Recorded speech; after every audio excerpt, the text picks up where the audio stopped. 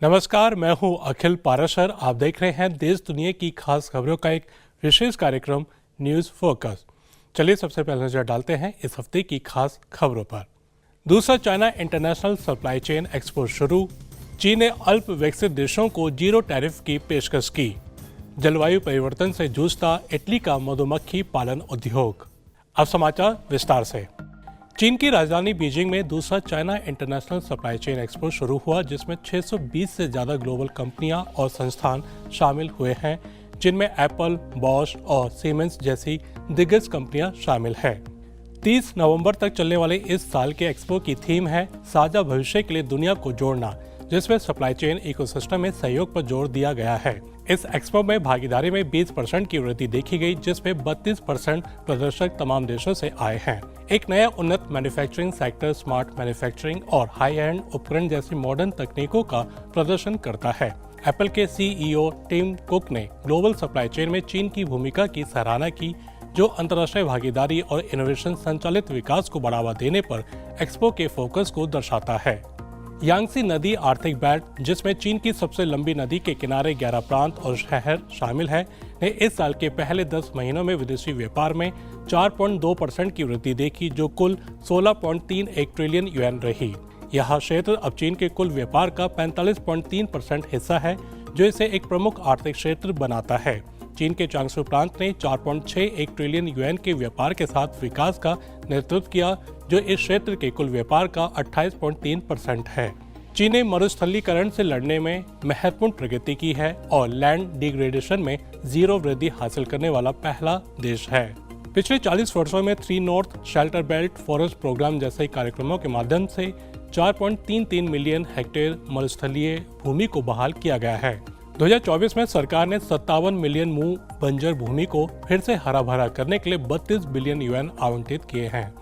फिलहाल उपचार योग्य क्षेत्र में से 53% नियंत्रण में है, जो मरुस्थलीकरण को उलटने और पर्यावरणीय स्वास्थ्य में सुधार के लिए वैश्विक मानक स्थापित करता है। ये पहल सतत विकास के लिए एक मजबूत दृढ़ इच्छा शक्ति दिखाती है। 1 दिसंबर से चीन उन अल्प विकसित देशों से आने वाले सभी सामानों पर टैरिफ माफ कर देगा, जिनके साथ चीन के राजनयिक संबंध है। यह पहली बार है जब किसी प्रमुख अर्थव्यवस्था ने ऐसा कदम उठाया है। यह कदम विकासशील देशों को समर्थन देने और अफ्रीका से निर्यात बढ़ाने के लिए चीन के समर्पण को दर्शाता है। अधिकांश उत्पादों पर कोई टैरिफ नहीं लगेगा। हालांकि यदि कोई उत्पाद किसी कोटे के अधीन है और उस कोटे को पार कर लिया जाता है, तो मौजूदा टैरिफ दरें अभी भी लागू होंगी। अल्प विकसित देशों के लिए अपना बाजार खोलकर चीन वैश्विक सहयोग और साझा विकास को बढ़ावा देने की उम्मीद करता है। यह पहल अल्प विकसित देशों के लिए चीन के बड़े बाजार तक पहुंचने के लिए मजबूत अवसर देती है। यूके की अर्थव्यवस्था तीसरी तिमाही में केवल 0.1% बढ़ी, जो उम्मीदों से कम है, जो नई लेबर सरकार के लिए चुनौतियां पेश करती है। उच्च मुद्रास्फीति और ब्याज दरें उपभोक्ता खर्च और व्यावसायिक विश्वास को नुकसान पहुंचा रही हैं। अक्टूबर में मुद्रास्फीति 2.3% तक पहुंच गई। इस मुद्दे से निपटने के लिए सरकार एनर्जी और टेक्नोलॉजी में निवेश के लिए 80 बिलियन पाउंड अनलॉक करने के लिए स्थानीय फंडों को बड़े सुपर फंड में विलय करके प्रमुख पेंशन सुधारों की योजना बना रही है। इटली का मधुमक्खी पालन उद्योग जलवायु परिवर्तन के कारण संघर्ष कर रहा है। पिडमोंट जैसे क्षेत्रों में शहद का उत्पादन काफी कम हो गया है। गर्म सर्दियों और ठंडे वसंत जैसे अप्रत्याशित मौसम के कारण हर एक छत्ते में शहद की पैदावार घटकर केवल 3.7 किलोग्राम रह गई है, जो सामान्य मात्रा का केवल छठा हिस्सा है। ये मौसम परिवर्तन पौधों के जीवन चक्र और मधुमक्खी आबादी को प्रभावित करते हैं, जिससे मधुमक्खी पालने वालों को आर्टिफिशियल भोजन और छत्ते को दूसरी जगह ले जाने जैसे महंगे तरीकों का उपयोग करने के लिए मजबूर होना पड़ता है। एक्सपर्ट चेतावनी देते हैं कि बढ़ते तापमान और चरम मौसम ग्लोबल इकोसिस्टम और फूड सिक्योरिटी को खतरे में डाल सकते हैं। चीनी मोबाइल पेमेंट प्लेटफॉर्म थाईलैंड में लोगों की पेमेंट तकनीक में बदलाव ला रहे हैं, जिससे देश कैशलेस अर्थव्यवस्था की ओर तेजी से बढ़ रहा है। यूनियन पे जैसी प्रणालियों के जरिए क्यूआर कोड से पेमेंट करने की तकनीक ने कैश रखना काफी कम करवा दिया है, जिससे स्थानीय लोगों और सैलानियों दोनों को फायदा मिल रहा है। थाई बैंकों और चीनी पेमेंट सेवा देने वालों के बीच सहयोग ने सीमा पार लेन देन को आसान और कम खर्च वाला बना दिया है। इससे चीन का बढ़ता प्रभाव साफ नजर आता है। तो ये थी इस हफ्ते की अहम खबरें। अब चलते हैं हमारे एक स्पेशल सेगमेंट न्यूज स्टोरी की तरफ। आयुर्वेद जिसका अर्थ है जीवन का विज्ञान भारत में हजारों वर्षों से स्वस्थ जीवन का आधार रहा है। इसमें शरीर, मन और आत्मा के बीच संतुलन पर जोर दिया जाता है। ये प्रणाली केवल बीमारियों का इलाज करने तक सीमित नहीं है, बल्कि सेहत की रक्षा और बीमारियों को रोकने में मदद करती है। आयुर्वेद में आयुर्वेदिक मसालों का भी बड़ा योगदान है। आयुर्वेदिक मसालों से बने पकवान न केवल स्वादिष्ट होते हैं, बल्कि सेहत के लिए भी फायदेमंद होते हैं। इसी को ध्यान में रखते हुए इन दिनों चीन की राजधानी बीजिंग में एक भारतीय रेस्टोरेंट दास्तान भारत की आयुर्वेद परंपरा और स्वाद का मिश्रण करते हुए आयुर्वेद दिवस को शानदार तरीके से मना रहा है। रेस्टोरेंट के मालिक और शेफ रबिउल बख्श इस समारोह में खास मेन्यू के जरिए आयुर्वेद की समृद्ध विरासत को दिखा रहे हैं। इस पर अधिक चर्चा करने के लिए हमारे साथ जुड़ गए हैं दास्तान भारतीय रेस्टोरेंट के मालिक और शेफ रबिउल बख्श। नमस्कार रबिउल, आप ये बताएं कि आप आयुर्वेद दिवस को किस तरह से मना रहे हैं और क्या क्या खास मेन्यू तैयार किया है।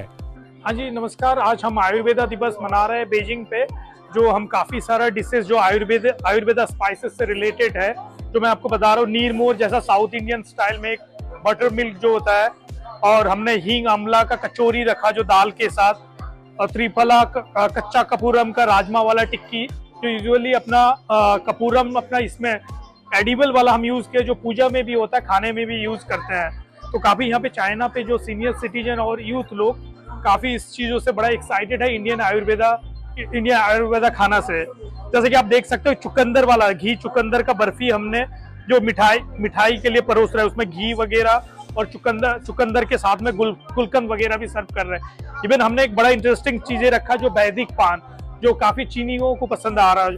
पान में हमने काफ़ी सारा आयुर्वेदिक वाला स्पाइसेस डाला, और कुछ ड्रिंक वगैरह जैसा हमने मसाला आयुर्वेदा मसाला चाय जो हमारा रेगुलर मसाला चाय से कम्प्लीटली अलग है, और हमने एलोवेरा और पुदीना का भी एक शरबत रखा है। आप आयुर्वेद मसालों के बारे में कुछ बताएं, इन्हें खाना क्यों जरूरी है। देखो, आयुर्वेदिक मसाला ऐसा होता है कि हमारे इंडियन खाना कभी कभी होता है काफ़ी हैवी हो जाता है ना, और पचन करने में प्रॉब्लम होता है। तो ये आपको डाइजेस्ट करने में, जो पचाने में आपको हेल्प करेगा ना आयुर्वेदिक स्पाइसेस, जो इसलिए चाइनीज यूथ और जो चाइनीज जो अपना सीनियर सिटीजन है ना, उनको काफ़ी पसंद आता है ये सभी मसाले। आयुर्वेदिक मसाले कौन कौन से होते हैं। इसमें काफ़ी सारा, जैसा कि आप देख सकते हो, त्रिफला हो गया, अपना कपूर हो गया जो एडिबल वाला कपूर, जो पूजा पे भी यूज कर सकते हो, खाना पे भी डाल सकते हो, और अमला हमारे पास जैसा फ्रेश अमला यूज कर रहे हैं, अमले का पाउडर यूज कर रहे हैं, हींग हो गया अपना। आमतौर पर आपके रेस्टोरेंट में जो खाना बनता है, क्या उनमें आयुर्वेदिक मसालों का इस्तेमाल होता है। हाँ जी, काफ़ी सारा हमारे इंडियन खाने में ऑब्वियसली रोज हम आयुर्वेदिक स्पाइसेस यूज कर रहे हैं। जैसा मसाला चाय वगैरह सर्व करते हैं, उसमें आयुर्वेदिक स्पाइसेस है। काफ़ी सारा वेजिटेरियन डिशेस में, जैसे कि दाल मान लो, या साउथ इंडियन खाना डोसा वगैरह, सांभर वगैरह पे, जैसा मेथी वगैरह हम डोसे पे यूज़ करते हैं, तो ये भी आयुर्वेदिक स्पाइसेस के अंदर आता है। तो ऑलमोस्ट आपको 40-50% आयुर्वेदिक स्पाइसेस हमारे रोज के खाने में मिलते हैं। हमारे दर्शकों को बता सकते हैं कि आयुर्वेदिक मसालों से बना खाना क्यों खाना चाहिए और उसके क्या फायदे होते हैं। जैसे कि हमारे इंडियन खाना काफ़ी टाइम ना बहुत हैवी हो जाता है, काफ़ी लोगों को जो डाइजेस्ट होने में दिक्कत होता है। तो इस तरीके के आयुर्वेदिक स्पाइसेस जैसा हींग हो गया, अपना अमला हो गया, ये आपको डाइजेस्ट करने में हेल्प करेगा ना। डाइजेशन के अलावा और क्या हेल्थ बेनिफिट्स हैं। डाइजेशन के अलावा जैसे लीवर वगैरह, लीवर फंक्शन के लिए अच्छा होता है, और अपना कैसे आपको बताया, लीवर फंक्शन और हार्ट डिजीज वगैरह के लिए भी अच्छा होता है। आपने मेंशन किया है कि आप आयुर्वेद चाय भी पिला रहे हैं। मैं जानना चाहता हूं कि आयुर्वेदिक चाय और बाकी मसाला चाय में क्या अंतर होता है।